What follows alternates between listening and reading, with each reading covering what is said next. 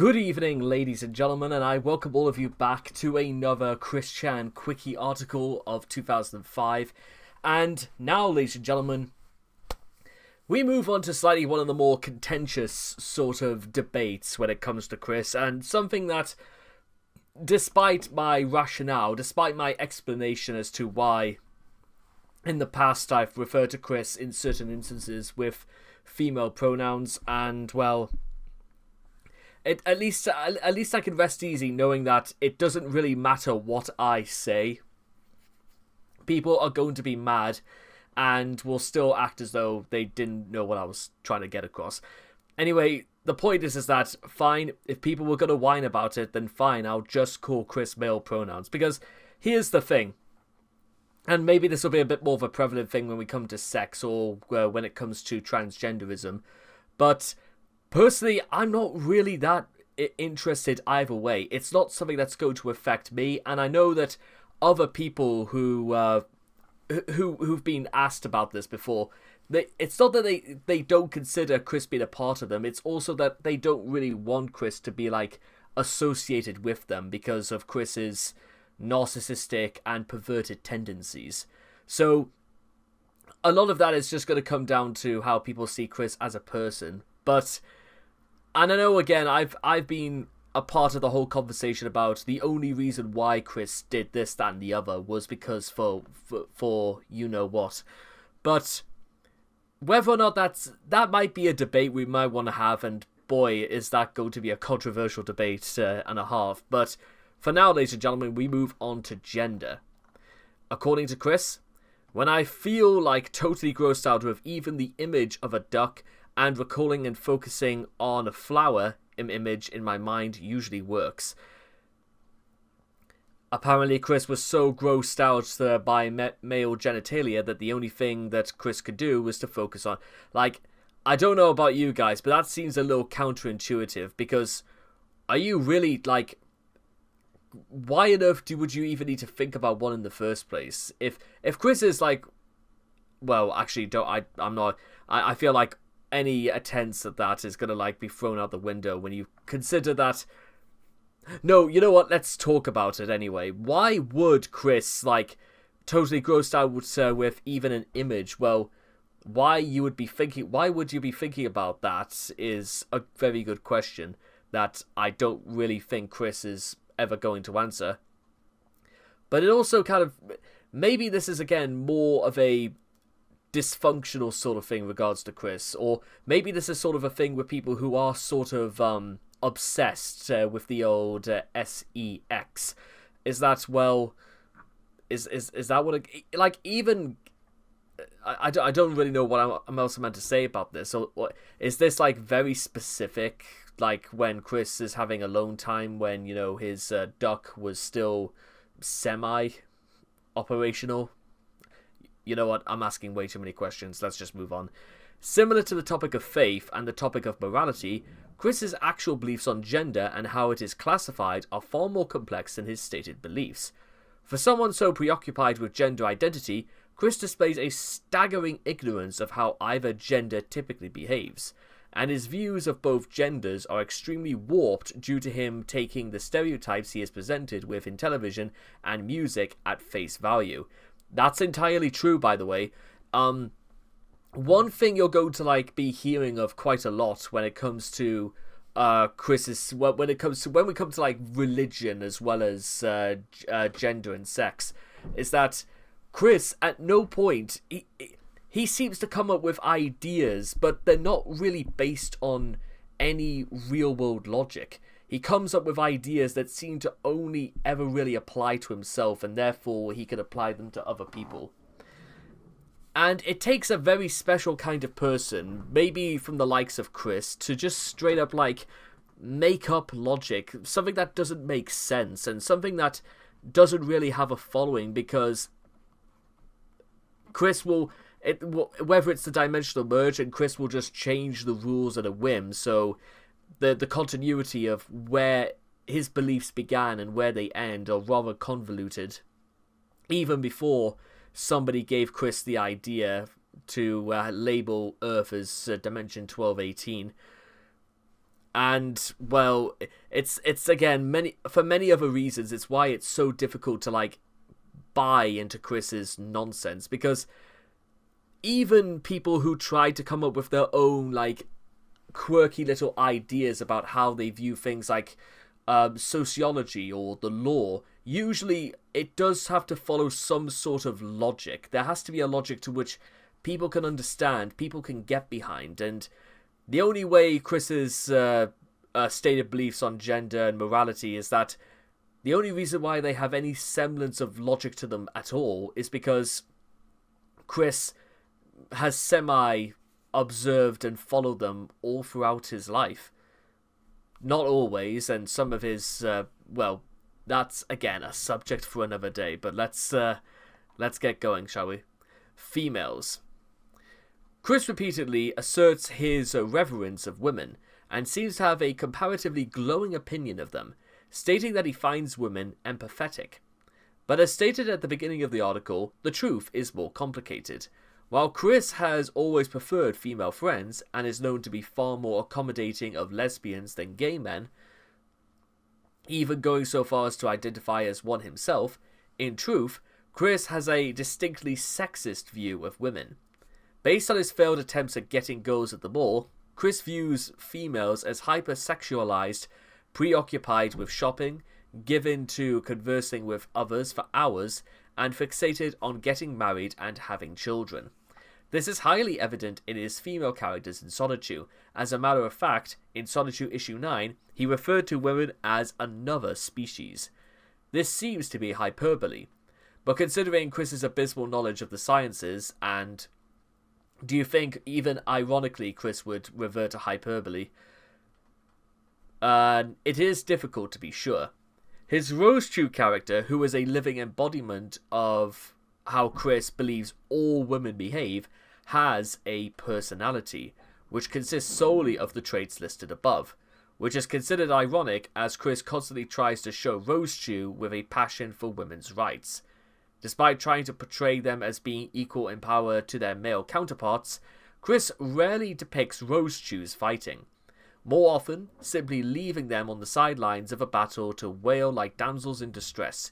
Even when their boyfriends are in mortal danger, even outside of battle, they tend to be a little more than organic sex toys for the Sonichews.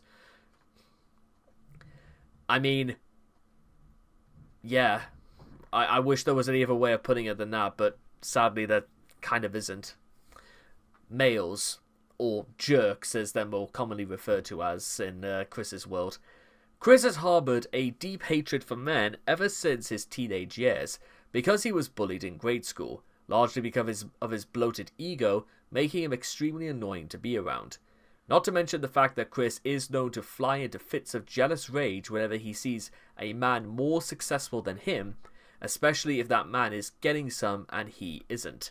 This gradually blossomed into a general distaste for masculine traits, such as body hair.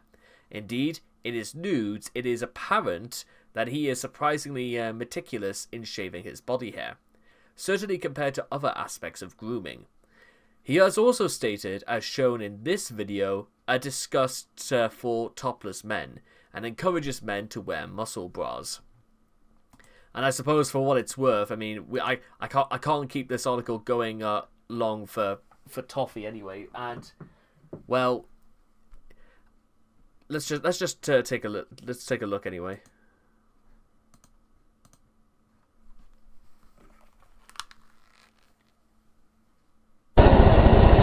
Good day. I'm here today on this pleasant day in April 2010 to discuss autism, as it is Autism Awareness Month.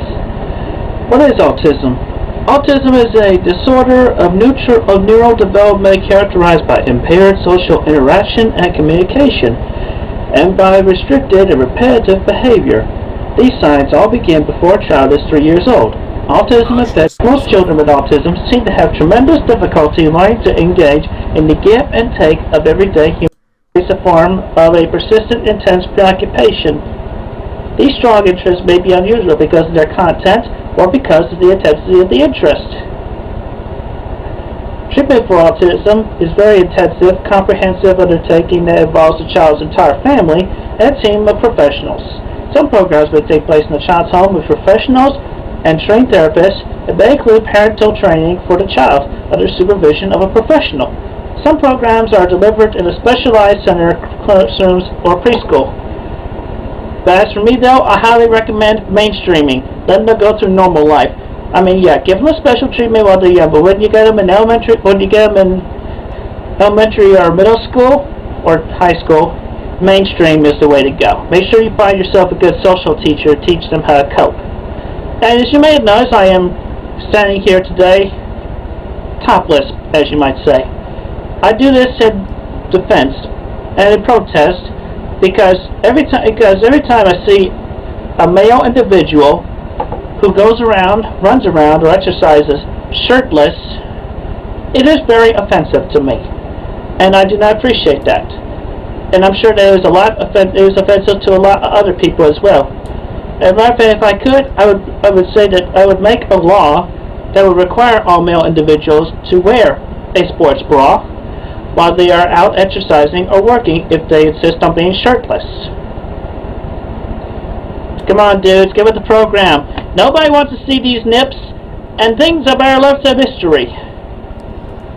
Considering that, well, first of all, that among many other things I just want to state right now is that, if Joey Swole was here right now, he would literally make a statement saying, it's not Chris's place to start telling people what is right and what is wrong when you start lecturing people about things like autism. Just because that happened to you, it doesn't mean to say it's the right choice for every person on Earth. By the way, in case follow Joey Swole. By the way, he's actually very, very helpful for people who suffer from gender dysphoria and gives a lot of really good advice for people who, especially if you want to just. Like, he stands up for, like, a lot of overweight people who go to the gym who just try to lose a little bit of weight. He's a very exceptional man. Also, in the case about autism, if the idea of, like, masculinity is an offensive... well, no, it's more about, like, the idea of, like, actual physical embodiment. If that sort of thing is offensive to Chris, then, one... Where exactly is Chris going where he's going to be seeing topless men anyway? We know fine well Chris doesn't exercise, so where is it? Just like around his neighborhood? Is that what he's talking about?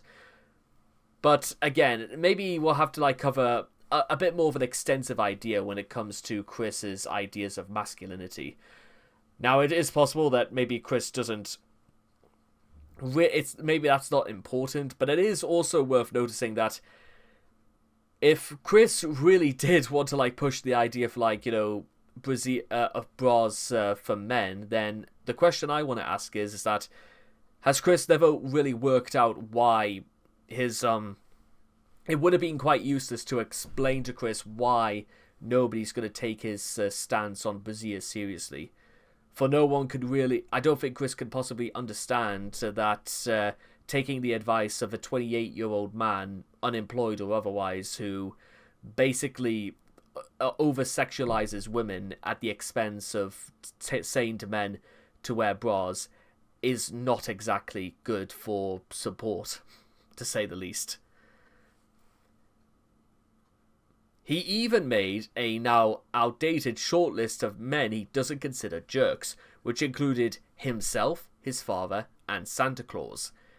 Chris's misandry continued after identifying as a tomgirl. He has variously referred to men in general as barbarians and Neanderthals, which, coming from him, are rather ironic accusations for a number of reasons. Chris has since relaxed his former misandric attitude and no longer takes issues with the company of men. Whether you want to say it's because being misogynistic or misandry, either one of those two is bad enough, but I think it sort of occurred to Chris that maybe he should just calm down on whatever he was trying to prove. I don't really feel... Then again, the sort of life that Chris has had, maybe some level of resentment is built, but a lot of Chris's resentment towards men is sort of irrational and a little bit uncalled for. cross-gendering, cross-dressing, and gender dysphoria. It has been speculated for a long time that Chris has gender issues, confirmed in 2016 when he was diagnosed with gender identity disorder. In 2005, he created Crystal Weston Chandler, a female version of himself. In Christian Weston Chandler's future message, he mentioned that you should try out the opposite gender's toys while keeping your original gender in mind, possibly indicating that he may be in denial about transgenderism long before becoming a tomgirl. He also wondered what he would be like if he were born a female. Chris spent many years struggling to articulate his position on transgender topics. Prior to his own exploration of transgenderism, he confessed that he was uncomfortable with the idea of transgender people, and he made clear that he was not sexually attracted to them. That's, you know what, first of all, and you know what, I was going to save this towards the end, but it's the, first of all, it's actually quite disgusting when you think about it, that the only sort of people Chris really claims to be attracted to is that he has to be, like, physically attracted to them. Now, of course, this is in all cases, because, well, you know, men, for example, and considering that Chris doesn't consider, you know, his own father a jerk, and thank God he's not attracted to his father either, because literally, the thought of it literally is making me, it makes me want to be very violently sick at this moment. But I'm going to level with you guys. About 8 years ago, I honestly, true story, I honestly thought I had issues with dysphoria as well. I actually, for like at least 2 or 3 weeks, I had very legitimate causes for thinking that maybe I wanted to be a girl as well. You want to know why I kind of just sort of let the idea go by, and I'll get to it very, very quickly. Is that I wasn't in a very good place about 8 years ago. It was an extremely difficult period of my life because I'd just about come to the end of my first year of university. I was really, like, not doing well at uni, and there was just too many things that were just sort of like everything was colliding at once, and I felt that it was an extremely stressful period, and I was under the bizarre assumption that trying to be female, or at least trying to be of the fairer sex, was what it was going to take. At least I could feel comfortable in my own skin. But that's... Now here's the thing I need you guys to understand, is that this might have been what I thought, but this is not the case for everyone's heart doesn't beat the same, if that makes sense.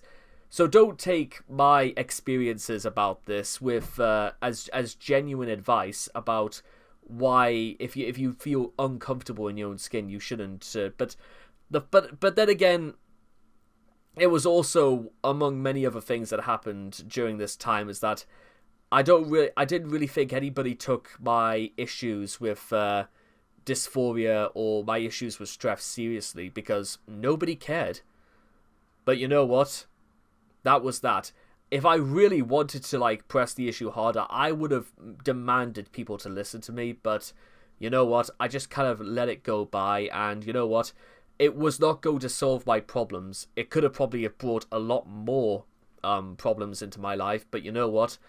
That was just how it was, and I've literally not thought about it since. But it's when Chris mentioned stuff like, you know, he was not being sexually attracted to them.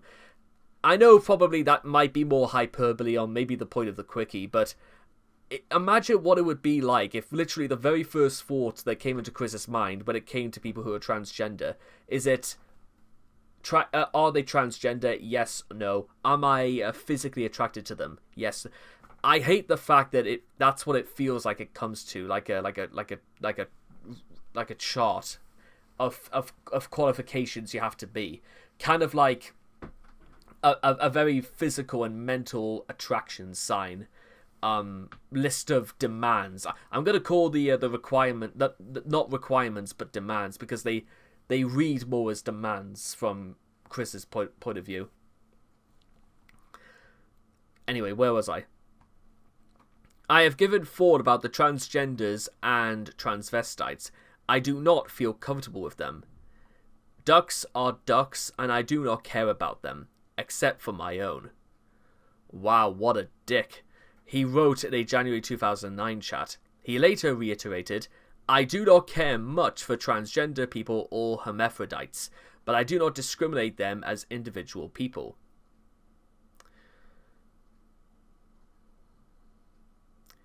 I've never really entertained the idea that Chris follows any sort of logic whatsoever, but that really doesn't make any sense. I do not care much for transgender people or hermaphrodites, but I do not discriminate them as individual people, even though I don't care about them. It could have worked if Chris could have said that he was completely and utterly neutral towards them. Like, I don't really have an opinion about them, and I'm not too sure if they even have an opinion about me, so I can't really have an opinion about people I don't know, and that's kind of how it is. Anyone would have... Literally, that's what I would have said if I was Chris in that situation. But then again, wishing to be Chris in any circumstance or in any context is, well, a recipe for disaster. Responding to a troll impersonating the transgender actress Bailey J., Chris wrote, I can relate to how you feel. Sometimes I wonder what my life would be like if I was born female instead, because of some of my emotional, caring, self-conscious thoughts I had in my lifetime. And there we have it, ladies and gentlemen. Chris is under... you know what? Okay. Another very... I thought this was going to be relatively short, but no, it wasn't. But, tell me if you guys, if you've ever seen it's not really an anime, but it's... How many of you guys have ever seen the TV show High Guardian Spice? I wouldn't recommend that show, but I watched it anyway because I was really curious about its infamy, and, well, a lot of its dialogue revolves around, well, a lot of misandry. And Chris this literally, it sounds like a character straight out of High Guardian Spice. I'm glad, you know what, for what it was worth, I'm glad I watched that show, but in retrospect, I would have been far better off not knowing about it. It existed, because of some of the BS it tries to come out with and tries to play it straight. In 2014, Chris came out as a lesbian-identified male before identifying as a trans woman. After transitioning, Chris adopted the name Christine to accompany his new gender identity, along with the corresponding personal pronouns. In 2019, Chris updated his Twitter to reaffirm his gender pronouns. Also, I am female. Please address and talk about me with the correct pronouns, she/her/hers. Thank you, smiling face emoji. As of the 28th of September 2020, Chris's Twitter includes a pinned tweet reiterating that he is female and uses she/her/hers pronouns. His Twitter biography also refers to himself as Mrs. Christine W. Chandler Sonichu and continues to emphasize the use of she/her/hers pronouns. I haven't checked whether or not Chris does the same thing on Blue Sky, because Chris doesn't use Twitter anymore. But not that it's required reading or anything like that. But then again, anyone who also refers to themselves as CPU Jesus Christ Chan is a little bit concerning, to say the least. Non-binary genders. I really did not know how many genders there are, but I am not, and do not judge. Have a good day. Given how complicated of a topic gender is to tackle, especially today, well, I kind of reaffirm that. If you do legitimately want to learn about gender identities and the massive spectrum about genders, then you're more than free to do so. It's just, go into it with an open mind, and they're not asking you to believe in any of it. They're not asking you to say you need to accept it as gospel, but some people do believe in that, and if nothing else, it gives you a bit more insight into the world. And call it what you will, ladies and gentlemen, it's just, how do you know you won't like something unless you try it out? Just, you know, just be mindful and stuff like that, I suppose.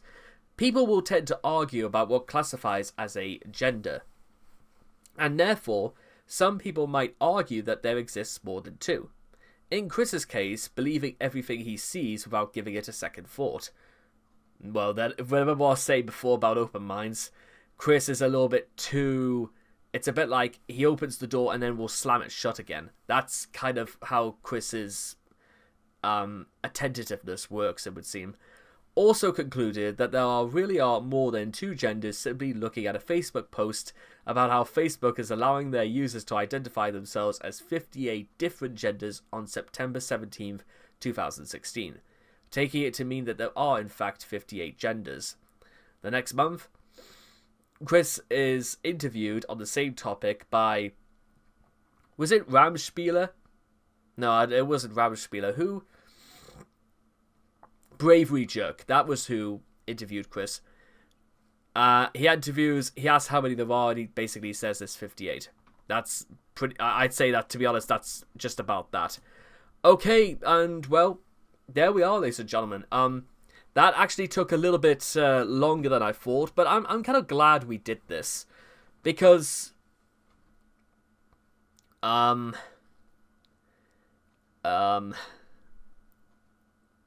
Shut up.